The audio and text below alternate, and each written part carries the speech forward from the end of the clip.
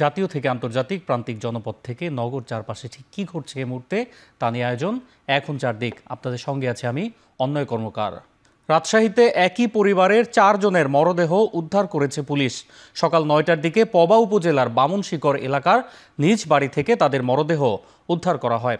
নিহতরা হলেন মিনারুল ইসলাম, তার স্ত্রী স্বাধীনা বেগম, 13 বছরের ছেলে মাহিম ও 1.5 বছরের মেয়ে মিথিলা।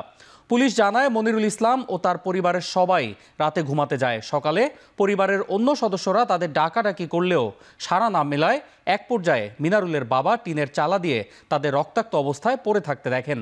পরে পুলিশে খবর দেওয়া হলে দরজা ভেঙে 3 জনের রক্তাক্ত মরদেহ ও মিনারুলের ঝুলন্ত মরদেহ উদ্ধার করা হয়।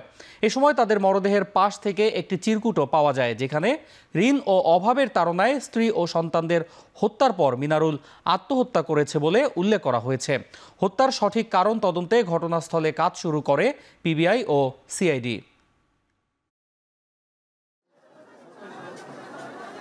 ওর স্বামী চলে গেছে বাইপাসে মারলি, এখন ওই বলছে যে আসো রাতে উঠবে, ডাকছে দরজা ধাক্কাচ্ছে, কোনো দরজা খুলছে না। ওই ঘরে ঘুমাচ্ছে, আমরা এনে এই জাত ঘুমাচ্ছি।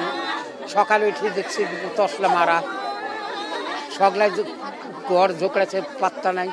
আমি চাতাল দিয়ে উঠি, ওই ঘরে যা ভুলকে দিয়ে দেখছি আমার বেটা মেয়েরা না মেরে ফেললে ওরা কি করে মরলো, এমনি মারে তাদের তো না ছেলে।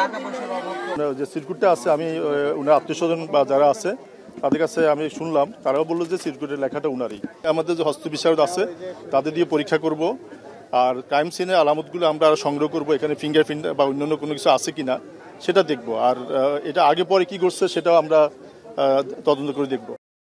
গণঅভ্যুত্থানে সংঘটিত হত্যার বিচার ও সংস্কার ছাড়া নির্বাচন হলে বাংলাদেশে আবারও পুরনো সমস্যা ফিরে আসবে।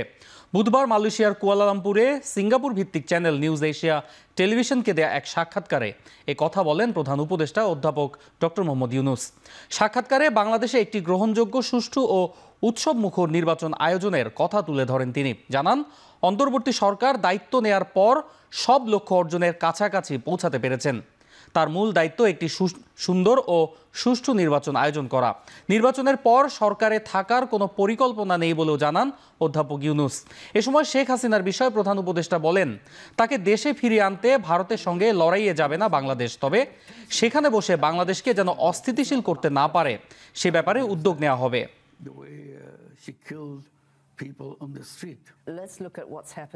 We don't need reform. We don't need the trial, because election will end everything from our side. So everything will go into the hands of the people who are elected. Imagine you have the election without doing other two things. Then you go back to the same old problems. My job is to make sure a decent, acceptable, clean, enjoyable election takes place. Everybody who are voters can cast their vote, because our voters couldn't vote for the last 15 years. Everybody participating in it. I said it should be like a fair, a village fair, so have fun. Bangabandhu Sheikh Mujibur রহমানের 50তম মৃত্যুবার্ষিকী আজ। 1975 সালের এই দিনে তাকে সপরিবারে হত্যা করা হয়। বঙ্গবন্ধু শেখ মুজিবুর রহমান ছাড়াও হত্যা করা হয় তার স্ত্রী শেখ ফজিলাতুন্নেসা মুজিব, বড় ছেলে শেখ কামাল, তার স্ত্রী সুলতানা কামাল, মেজ ছেলে শেখ জামাল, তার স্ত্রী রোজি জামাল, ছোট ছেলে শেখ রাসেল এবং ছোট ভাই শেখ আবু নাসেরকেও। ওই রাতে বঙ্গবন্ধুর বাড়ি আক্রমণের পাশাপাশি শেখ ফজলুল হক মনি এবং আব্দুর রব সেরনিয়াবতের বাসাতেও আক্রমণ করে হত্যাকাণ্ড চালানো হয়। গত বছর ছাত্র জনতার গণঅভ্যুত্থানে শেখ হাসিনা সরকারের 15 বছরের ফ্যাসিবাদী শাসনের পতন হয়। পরিবর্তিত পরিস্থিতিতে শেখ মুজিবুর রহমানের মৃত্যুবার্ষিকীতে সরকারি ছুটি বাতিল করা হয়। গত বছরের 5 আগস্ট গণঅভ্যুত্থানের দিন ধানমন্ডি 32 নম্বরে বঙ্গবন্ধুর বাসভবনে অগ্নিসংযোগও ভাঙচুর করা হয়। এর 6 মাস পর দ্বিতীয়বার হামলা চালিয়ে বাড়িটি ভেঙে ফেলা হয়। বাংলাদেশের প্রথম রাষ্ট্রপতি বঙ্গবন্ধু শেখ মুজিবুর রহমানের 50তম মৃত্যুবার্ষিকীতে ধানমন্ডির 32 নম্বরে পুলিশের নিরাপত্তা জোরদার করা হয়েছে। কাউকে শ্রদ্ধা জানাতে ভেতরে ঢুকতে দেয়া হচ্ছে না। শুক্রবার সকালে আওয়ামী লীগের এক নারী সমর্থক ফুল হাতে শেখ মুজিবের প্রতি শ্রদ্ধা জানাতে আসলে তাকে ফিরিয়ে দেয় পুলিশ। এ সময় উপস্থিত কয়েকজন যুবক ওই নারীর হাতে থাকা ফুল ফেলে দেয়। এছাড়া তেমন কাউকে 32-এ শ্রদ্ধা জানাতে আসতে দেখা যায়নি। পুলিশের কঠোর নিরাপত্তা রয়েছে 32 নম্বরের প্রবেশ পথে কিছু রাজনৈতিক নেতাকর্মীরা অবস্থান নিয়েছে। আওয়ামী লীগ সন্দেহ হলে তাদের পরিচয় জানতে চাচ্ছেন তারা। ভোররাত পর্যন্ত 5 জনকে আটক করা হয়েছে, তবে সকাল থেকে কাউকে আটক বা গ্রেপ্তার করা হয়নি। কোনো মিছিল বা শোডাউনও দেখা যায়নি। আওয়ামী লীগের সাংগঠনিক কার্যক্রম নিষিদ্ধ থাকায় কাউকেই 32 নম্বরে আসতে দেওয়া হচ্ছে না বলে জানান ধানমন্ডি থানার ভারপ্রাপ্ত কর্মকর্তা। যেহেতু গতকালকে বিপুল জনসমাগম ছিল, এই জন্য একটু আমরা বাড়তি কিছু ফোর্স মোতায়েন করেছি। এখনো পর্যন্ত আমাদের কাছে কোনো অপ্রীতিকর কোনো ঘটনার সংবাদ নাই। গতকালকে আপনার বিভিন্ন সন্দেহে কেউ বা মোবাইল টানা পার্টি, চুরি, ছিনতাইকারী অথবা নিষিদ্ধ ঘোষিত সংগঠনের সদস্য এইরকম সন্দেহ করে আমাদেরকে 5 জনকে আমাদের কাছে হ্যান্ড ওভার করা হয়েছে। তবে এদের ব্যাপারে আমরা জিজ্ঞাসাবাদ করি, যাচাই বাছাই করতেছে, এর পরবর্তী ব্যবস্থা করা হবে। বিএনপির নেতৃত্বেই দেশের গণতন্ত্র পুনঃপ্রতিষ্ঠা পাবে বলে মন্তব্য করেছেন দলটির নেতারা। বলেন, নির্বাচন বানচালের ষড়যন্ত্র নিয়ে সবাইকে সতর্ক থাকতে হবে। সকালে খালেদা জিয়ার জন্মদিন উপলক্ষে রাজধানীর নয়াপল্টনে দলীয় কার্যালয়ে দোয়া মাহফিলে অংশ নেন দলের নেতাকর্মীরা। এ সময় বিএনপি নেতা গয়েশ্বর রায় বলেন, এখনও গণতন্ত্রের জন্য লড়ে যাচ্ছেন খালেদা জিয়া।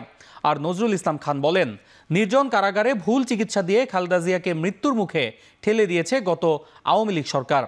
কারাগারে যারা তার উপর নির্যাতন চালিয়েছে তার বিচার চান বিএনপি নেতা মির্জা আব্বাস। খালেদা জিয়ার জন্মদিন উপলক্ষে সারা দেশেই দোয়া মাহফিলের আয়োজন করেছে বিএনপির নেতাকর্মীরা। যত রক্ত ঝরুক, যত জীবনই যাক, এখনো গণতন্ত্র আমাদের হাতের নাগালের বাইরে। আমরা শুনি, বিশ্বাসও করতে চাই যে সহসা নির্বাচন হবে ফেব্রুয়ারি মাসের প্রথম সপ্তাহে। এই নির্বাচন সম্পন্ন হওয়া, ভোটের গণনা, ভোটের ফলাফল গণনার আগ মুহূর্ত পর্যন্ত জাতির কাছে একটা সংশয় আছে, নির্বাচন হবে তো, অর্থাৎ একটা ষড়যন্ত্র চলমান আছে। সিলেটের ভোলাগঞ্জ থেকে লুট হওয়া বিপুল পাথর উদ্ধারে অভিযান চলছে। ক্রাশার মিল সহ যেসব স্থানে লুট হওয়া পাথর রাখা রয়েছে সেসব স্থানে অভিযান পরিচালনা করছে জেলা প্রশাসন। এ বিষয়ে বিস্তারিত জানাতে ভোলাগঞ্জ থেকে যুক্ত হচ্ছেন সহকর্মী সন্দীপন শুভ। অভিযানের সবশেষ পরিস্থিতি কি, আর এখন পর্যন্ত কি পরিমাণ পাথর জব্দ করা হয়েছে, আমাদেরকে বিস্তারিত জানাবেন।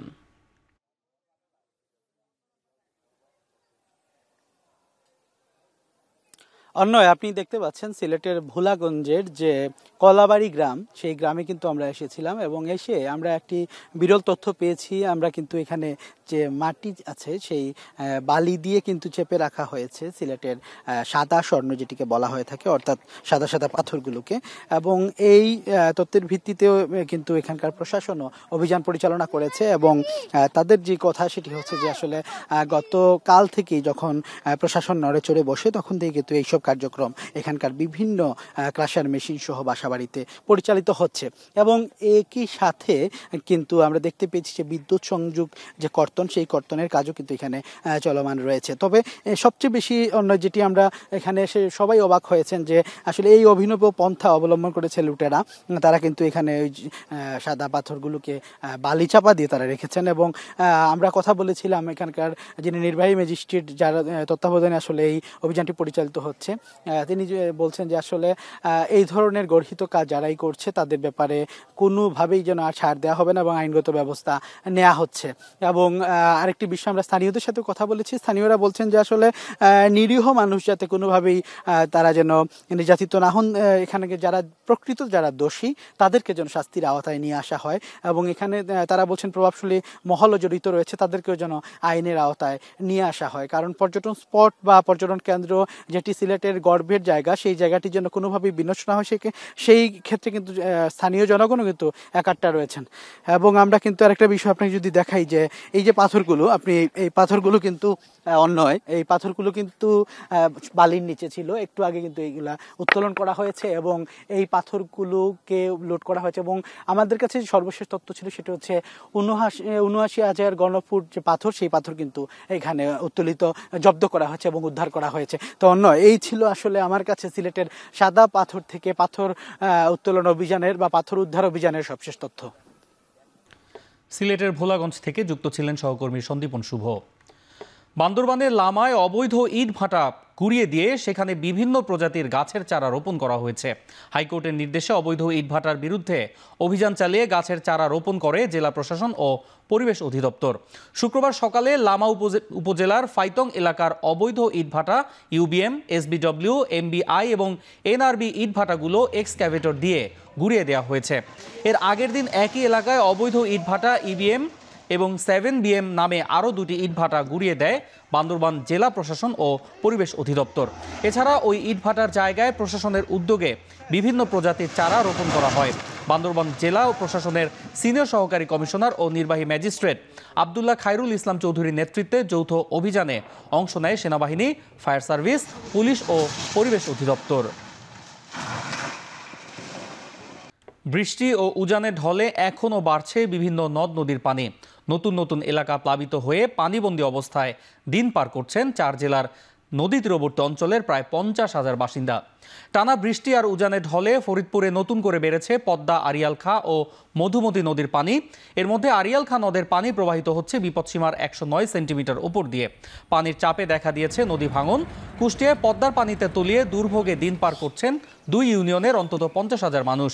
এদিকে রাজশাহী ও চাঁপাইনবাবগঞ্জে বন্যা পরিস্থিতি অপরিবর্তিত। এখনও প্লাবিত হাজার হাজার হেক্টর ফসলি জমি। বন্ধ ঘোষণা করা হয়েছে অর্ধশত শিক্ষা প্রতিষ্ঠান। 2 জেলায় পানিবন্দী অন্তত 20,000 পরিবার। এদিকে রংপুর, লালমনিরহাটের তিস্তা তীরবর্তী এলাকায় বন্যা পরিস্থিতির উন্নতি হয়েছে। পানি নেমে গেলেও এখনও দুর্ভোগ কমেনি দুর্গত এলাকার বাসিন্দাদের।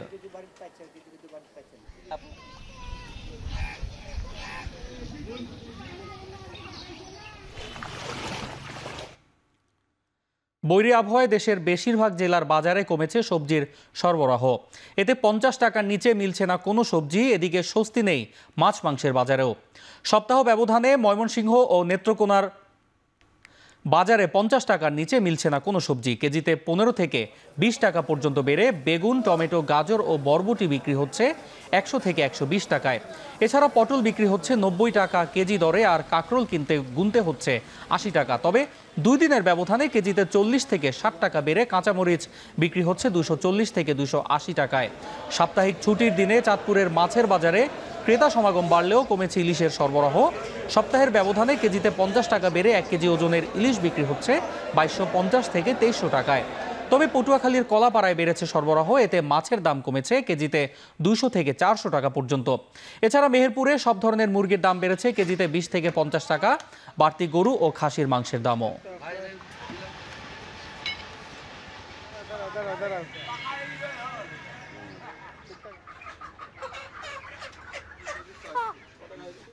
ইউক্রেন যুদ্ধ ইস্যুতে আলাস্কায় আজ স্থানীয় সময়ে বেলা 11টায় বৈঠকে বসবেন মার্কিন প্রেসিডেন্ট ডোনাল্ড ট্রাম্প ও রুশ প্রেসিডেন্ট ভ্লাদিমির পুতিন। আলাস্কার অ্যাঙ্করেজে মার্কিন সামরিক ঘাঁটিতে অনুষ্ঠিত হবে এই বৈঠক। এক সংবাদ বিবৃতিতে হোয়াইট হাউস জানায়, বৈঠকের পর মধ্যাহ্নভোজ শেষে যৌথ সংবাদ সম্মেলনে বক্তব্য রাখবেন 2 নেতা। ভ্লাদিমির পুতিন ইউক্রেনের যুদ্ধ বন্ধ করতে প্রস্তুত বলে আশা প্রকাশ করেছেন ডোনাল্ড ট্রাম্প। সংঘাত নিরসনে যুক্তরাষ্ট্রের প্রচেষ্টাকে যথেষ্ট আন্তরিক ও উদ্যমী বলে মন্তব্য করেছেন ভ্লাদিমির পুতিন। এছাড়াও 2 দেশ পরমাণু অস্ত্র নিয়ন্ত্রণে চুক্তি করতে পারে বলে ইঙ্গিত দেন তিনি। এদিকে আলাস্কায় যুক্তরাষ্ট্র রাশিয়া বৈঠকের আগ মুহূর্তে লন্ডনে ব্রিটিশ প্রধানমন্ত্রী কিয়ার স্টারমারের সঙ্গে বৈঠক করেছেন ইউক্রেনীয় প্রেসিডেন্ট ভলোদিমির জেলেনস্কি।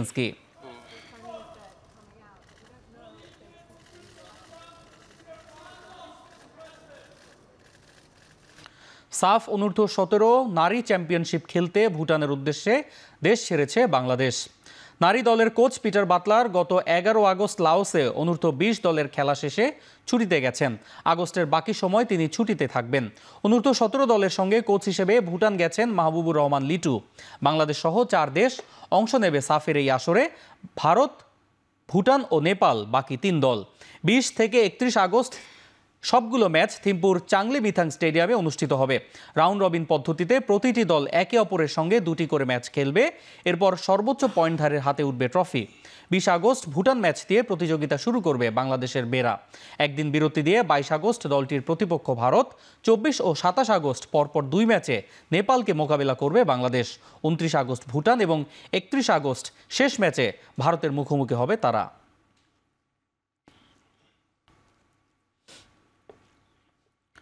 বিশেষ ফিটনেস ক্যাম্প শেষে একদিনের বিরতিতে আজ দুপুর থেকে শুরু হচ্ছে বাংলাদেশ ক্রিকেট দলের অনুশীলন।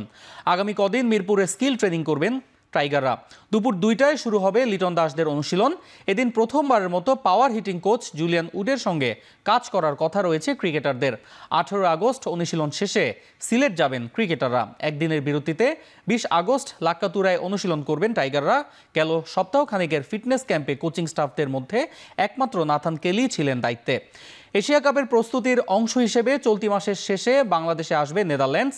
সিলেটে লিটন দাসদের বিপক্ষে 3 ম্যাচের টি-20 সিরিজ খেলবে ডাচরা।